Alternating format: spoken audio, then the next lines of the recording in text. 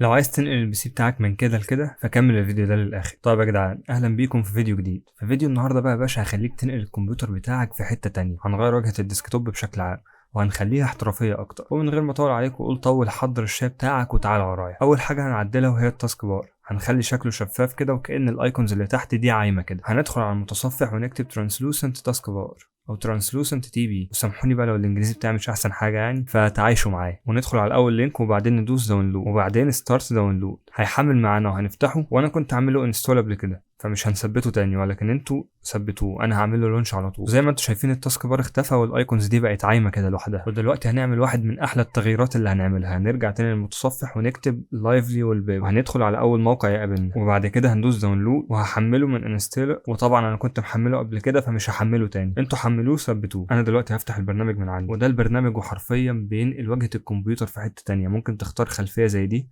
وتتفاعل مع السهم بتاع الماوس زي ما انتوا شايفين، وممكن زي دي برضه، والشاشه اللي جوه دي بتتفاعل معاك. بمعنى ان انت لو دخلت مثلا على يوتيوب او شغلت اي فيديو زي ده، فيديو عشوائي قلت غير بطيخ قد الدنيا، طبعا ده اليوتيوبر محمد سميح، تحياتنا ليه، هتشغله وترجع بره هتلاقي الشاشه اتفاعلت معاك وحاطط الثامنيل بتاعه الفيديو فيها. وفي دي برضه، دي بتبين لك القطع بتاعه الكمبيوتر ومعلومات عنها. فعندك حاجات كتير يعني، انت مش مضطر تعمل زي ما انا هعمل بالظبط، انت ممكن تخصصها زي ما انت تحب، ولكن احنا جايين نعمل حاجه معينه. هندوس على رين وهتلاقي الجهاز بقى معانا بالشكل ده. هندوس على الثلاث نقط دول وهنختار كاستمايز. هتلاقي الاعدادات دي اتفتحت عندك. هتلاقي بقى عندك الانتنستي، يعني وضوح حبات المطر اللي قدامك دي. وبعد كده السرعه مش هنخليها بطيئه او سريعه قوي، هنخليها في النص كده. وبعد كده السطوع هنخليه على اخر. وبعد كده عندك نورمال، وده زي الشفافيه بتاعت حبات المطر. وبعد كده الزوم هنخليه 250. وفي هنا بقى خلفيات ممكن تختار منها اللي انت عايزه. عندك كذا خلفيه كلهم حلوين، ولكن انا محمل الخلفيه دي من موقع اسمه فلاير وول بيبر. انت خش بنفسك على الموقع وحمل الخلفيه اللي تعجبك واللي تعبر عن شخصيتك انت. هتلاقي عليه حاجات كتيره جدا كلها حلوه. وبعد كده هندوس اوكي، وكده اتفعلت معانا. وهنرجع تاني للمتصفح وهنكتب رين ميتر،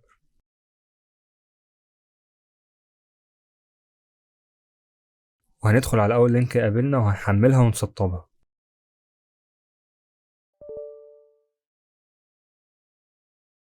وبعد كده هنكتب في السيرش بتاع المتصفح MII باور رين ميتر وهنحملها ونسطبها.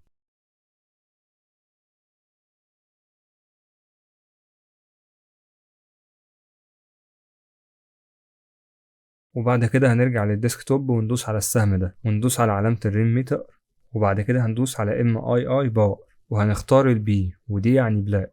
طبعا لو تلاحظ هتلاقي العلامات دي ظهرت معانا، والعلامة دي سليب ودي يعني شات داون ودي ريستارت. وخلي بالك لان انت لما تفعلهم هم بيبقوا فوق على الشمال، ما بيبقوش تحت كده، انا اللي جايبهم تحت. هنرجع تاني للمتصفح وهنكتب موند رين ميتر وهندخل برضو عليها وهنديها الداونلود التمام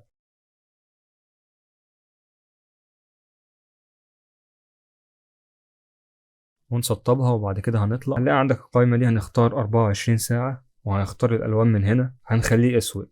وبعد كده هنختار تشوز سيتنج، وبعد كده هنمسح علامة الريسايكل دي، هندوس عليها كليك يمين وهنعمل انلود سكين. نفس الكلام على العلامة دي برضو، وهنيجي هنا ونعمل edit سكين. هندوس كنترول وسالب عشان نعمل زوم اوت. هنخلي الرقم اللي جنب السكيل ده 2.00 وهننزل تحت وهنمسح الميتر 24 اور، وكمان هنمسح اللي تحتها وهنخلي بس الميتر دي، وننزل تحت ونمسح الميتر دي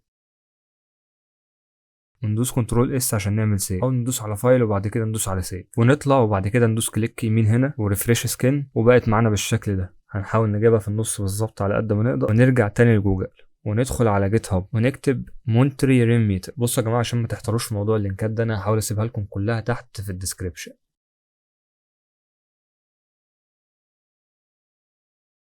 بعد ما نختارها هندوس على ريليز ونحملها من هنا.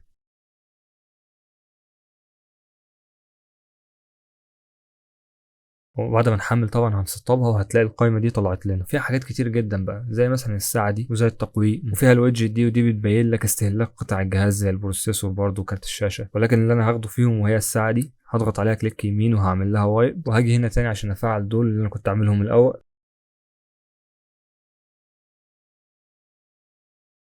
وهحطهم جنب الساعه بالشكل ده. وهاخد التقويم احطه هنا وهجيب جنبه الميوزك،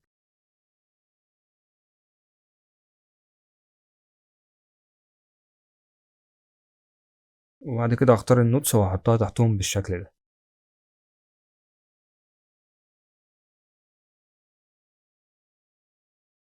وممكن بقى تيجي من هنا وتختار الالوان او الطابع العام بتاع الويدجت اللي محطوط على الشاشه دي. عندك لايت وعندك دارك وعندك اوتو وعندك كلر وعندك بلو، ولكن انا هختار البلو. وبعد كده ادوس على السهم اللي تحت ده واختار علامه الرين ميتر واختار مونتري ودوس هنا مرتين عشان تختفي القائمه. وبعد كده ناقص اخر حاجه، انا عارف انتوا تعبتوا معانا ولكن دي اخر حاجه معانا، وهي اللي احنا هنعدل السهم والعلامات اللي بتطلع معانا. هندخل على موقع جبر كرييشن وننزل تحت ونختار ويندوز 11 تي كروسر ولا كورسر، مش عارف، مش عايز حد يدقق في الانجليزي يا جدعان. المهم هنختار دي ونعمل لها داونلود، وندخل بقى على الفايل بتاع الداونلود عندنا في الجهاز وندوس كليك يمين واكستراكت اول.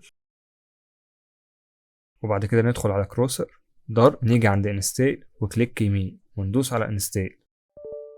هندوس هنا وهنختار ويندوز 11 تيل من هنا وتدوس ابلاي، وبعد كده يئس. وزي ما انتوا شايفين السهم اتغير معانا بالشكل ده. وكده يا باشا الواجهه بقت معاك بالشكل الجميل قوي ده. اتمنى في الفيديو الجميل ده اكون قدرت افيد اي حد فيكم.